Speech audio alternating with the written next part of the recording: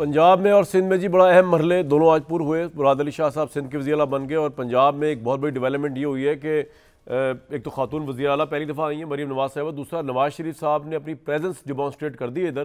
तहरीक इंसाफ भले कहती रहे वो इलेक्शन जीती है, लेकिन इस वक्त की जो पोजीशन है उसके अंदर ग्राउंड जो है वो PMLN नवाज़ शरीफ साहब के पास है। और नवाज़ शरीफ साहब के पास इसलिए कि उनकी बेटी जो है वो इस वक्त यहाँ पर उन्होंने कमांड संभाल ली हुई है। तो मुसद्दिक मलिक साहब ये जो बातें कर रहे हैं बसरा साहब और इसको इम्प्लीमेंट करने का भी इरादा रखते हैं, तो आपको कोई इनसे बात करनी पड़ेगी, वरना तो एक सूबे के अंदर दो वज़ीर आला तो नहीं हो सकते, कह रहे हम अपना भी वज़ीर आला पिच करेंगे। सर वज़ीर आज़म भी हमारा होगा, आज़म भी जी, अब हमारे पास 2/3 मेजॉरिटी है, हमारा वज़ीर आज़म भी हमारा होगा। मुसद्दिक साहब जी, उससे क्या फ़र्क पड़ेगा?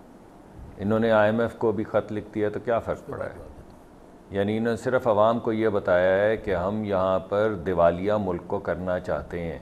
कुछ फ़र्क पड़ गया है? दिवालिया हो गया है मुल्क।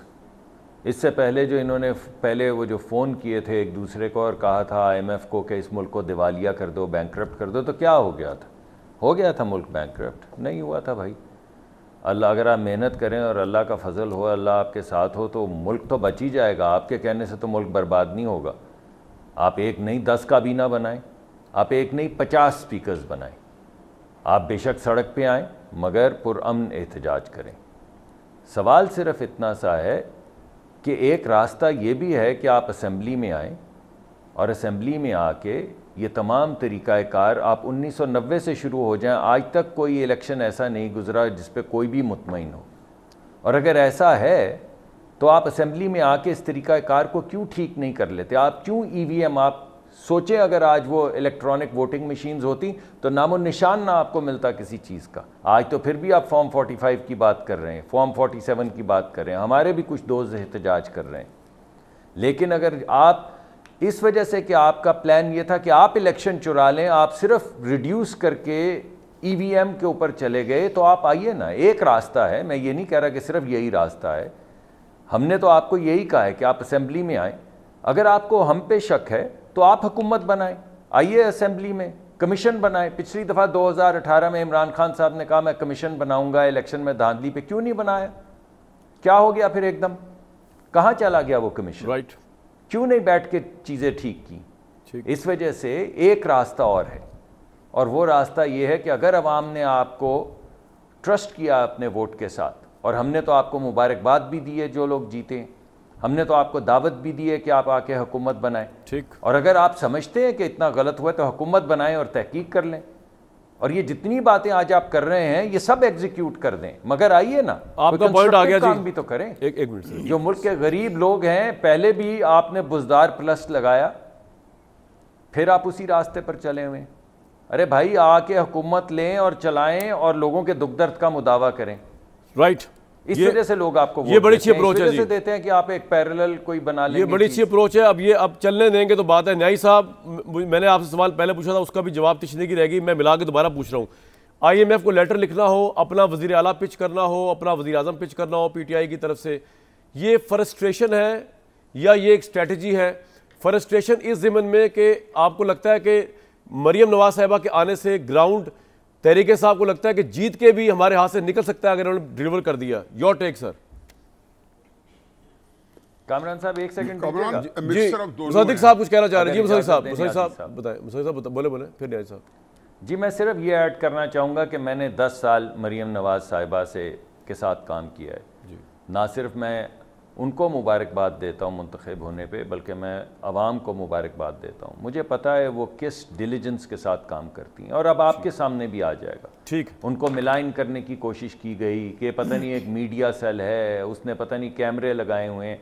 ये कारकर्दगी अब आपके सामने आ जाएगी जो हम 10 साल से देख रहे हैं। ठीक है जी। इस वजह से हाथ कंगन को क्या अरसी, बिल्कुल पॉइंट आ गया जी। आपको 1, 2, 3, 4 महीने के अंदर तमाम नताइज नजर आने शुरू हो जाएंगे। भाई, आपकी एक बात मानता हूँ, उनको कमाल महारत है वीडियो ऑडियोज़ के ज़रिए लोगों को ब्लैकमेल करके हुकूमतें बनाने की, गिराने की। लोगों को उसमें वो महारत है उनको, क्योंकि वो आपको पता होगा कैलबरी फंड वाला, तो आप उनके साथ बसरा साहब, अगर मैंने आपको अगर मैंने आपको आपके कायदीन की महारतें बतानी शुरू की ना स्क्रीन के ऊपर, तो आपको ये टीवी बंद करना पड़ जाएगा। इस वजह से छोड़ दें इन बातों को। आपने बताई थी, आपने हमें यानी बातें वो करनी चाहिए जो सलीके की हों, बातें वो करनी चाहिए पे ना जाए, अपने बच्चों के सामने, अपनी बेटी के सामने कर सके। ये जो बातें आप करते हैं, किसी की बेटी पे इल्ज़ाम लगा दो, किसी के बेटे पे इल्ज़ाम लगा दो, ना माँ का लिहाज ना बेटी का लिहाज, ये छोड़ दें यार। अच्छा, ये आप दूसरे लोग भी तो कर सकते हैं। चले यही सवाल है मेरा। मलिक साहब, आपने हमें दहशतगर्द कहा, गद्दार कहा, डाकू कहा, खान साहब को चोर कहा। बात माएँ बहनें बेटियां सबकी साझी होती है ना। डॉक्टर यास्मीन राशिद भी किसी की माँ। अरे भाई, मैं तो रोज सुन तो लेना, अपनी बारी आपको माँ बहन बेटी याद आ जाती है। माएँ बहनें बेटियां सबकी साझी होती हैं। मुसद्दिक साहब की तो लहज़ी हमेशा बड़ी डिसेंट रही है। लेकिन फिर मैं कह दूं, लेकिन ये डाका इस तरह हजम नहीं होगा, ये डाका इस तरह हजम नहीं होगा। मुसद्दिक साहब हमने आपको मुस्तरद थोड़ा सा मॉडरेट कर दें यार। सर मैं करता हूँ थोड़ा सा मॉडरेट। एक तो ये शौकत भाई पॉइंट आ गया आपका। बात ये कि मुसद्दिक मलिक साहब ने कभी ऐसे प्रोग्राम शुरू कर दिए हैं बिलो द बेल्ट नहीं, बिलो द बेल्ट कभी बात इमरान खान साहब के बारे में, और जी वैसे भी नहीं किया। कभी नहीं की। दावत देता हूं, मैं निकाल दूं, इन्होंने कभी नहीं की। और ऐसी गुफ्तगू की है इन लोगों ने। नहीं, मेरे पास ये हर मंडे को आते, कभी अच्छा, मैंने क्या गलत बात की है? मैंने तो ये कहा है, क्या ऑडियो वीडियोस नहीं है मरियम बीबी के पास? मरियम बीबी की प्रेस कॉन्फ्रेंस है सर, वो मरियम बीबी की प्रेस कॉन्फ्रेंस है कि मेरे पास ऑडियो वीडियोस इस चीज की कि आप उसको प्रेशराइज करके सजा दिलवा रहे हैं।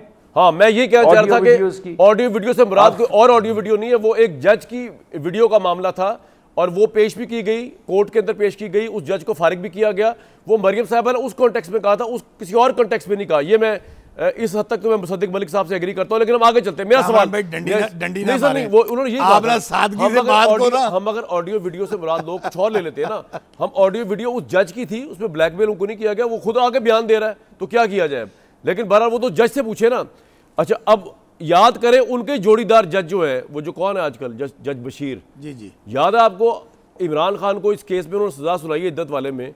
वही जज है जिसने नवाज शरीफ को सजा सुनाई, तो इमरान खान ने कहा था इससे बेहतरीन जज ही कोई नहीं। तो सर, इन जज के कंडक्ट छोड़े ना, आपने सारा कुछ कर लिया ना, सजाएं भी दे दी, इद्दत तक भी चले गए, लोगों की जाती जज बशीर ने दी है। अच्छा, नहीं, मैं और बात, व्हाट इज द रिजल्ट उसका क्या निकला है? पूरी कौम ने आज इमरान खान, अभी आप जीत के भी आज इमरान इस क्यों नहीं बनाने पा रहे? बताएं क्यों नहीं बनाने पा रहे? हमारे मैंडेट पर डाका पॉइंट आ गया। अन्यायी साहब का